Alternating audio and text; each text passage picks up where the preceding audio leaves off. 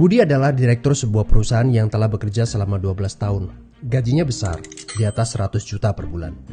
Dia pikir tak ada karir yang lebih baik lagi dari apa yang dia kerjakan sekarang. Punya rumah dan 2 mobil. Anak-anaknya sekolah di sekolah terbaik di kota. Tiap weekend pergi jalan-jalan sekeluarga, shopping, makan di restoran yang enak, dan setiap tahun bisa berlibur 2 kali ke luar negeri. Wow, kehidupan yang nyaman sekali. Tiba-tiba krisis melanda. Perusahaan tempat dia bekerja bangkrut dan Budi kehilangan pekerjaan. Dunia terasa gelap. Karir yang dia bangga-banggakan selama ini lenyap seketika. Yang menjadi masalah, selama ini Budi tidak pernah berpikir untuk memulai bisnis sendiri. Dia pun tak memiliki dana investasi ataupun aset.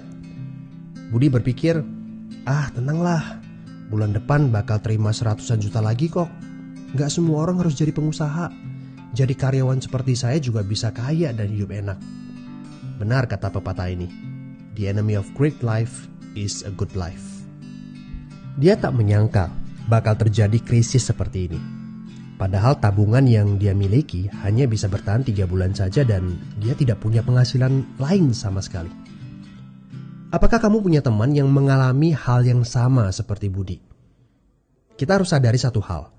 Kita tidak bisa bekerja selamanya karena faktor usia ataupun kesehatan. Ada krisis atau tidak, kita pasti akan berhenti bekerja. Entah karena sudah tua dan dipensiunkan, atau karena sakit dan tak sanggup bekerja lagi.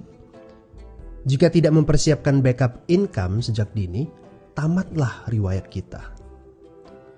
Budi bertemu dengan teman lamanya bernama Jason, pengusaha sukses yang saat krisis malah bisnisnya berkembang pesat. Jason memberi nasihat, bangunlah bisnis di saat kamu lagi gak butuh. Karena saat butuh seperti ini, kamu sudah punya backup income. Sebenarnya ya Bud, waktu terbaik untuk memulai bisnis adalah beberapa tahun yang lalu. Tapi jangan khawatir, waktu terbaik kedua adalah saat ini. Gak ada kata terlambat.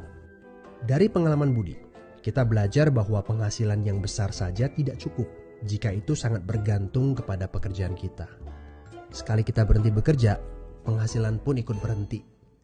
Pernahkah Anda berpikir bahwa ada konsep yang lebih baik? Perhatikan ini. Kerja untuk membangun aset produktif untuk mendapatkan income. Saat kita nggak bisa bekerja lagi, aset produktif ini akan memberikan passive income. Jadi, jika kamu punya kesempatan untuk memulai bisnis saat ini, pastikan bisnis yang kamu bangun bisa menjadi aset produktif yang memberikan passive income. Kamu harus punya goal beberapa tahun ke depan bisnis kamu sudah bisa jalan sendiri tanpa kamu. Ini namanya autopilot. Apa boleh buat? Krisis memaksa kita untuk berpikir panjang. Tidak cukup hanya sekedar penghasilan besar saja. Setuju?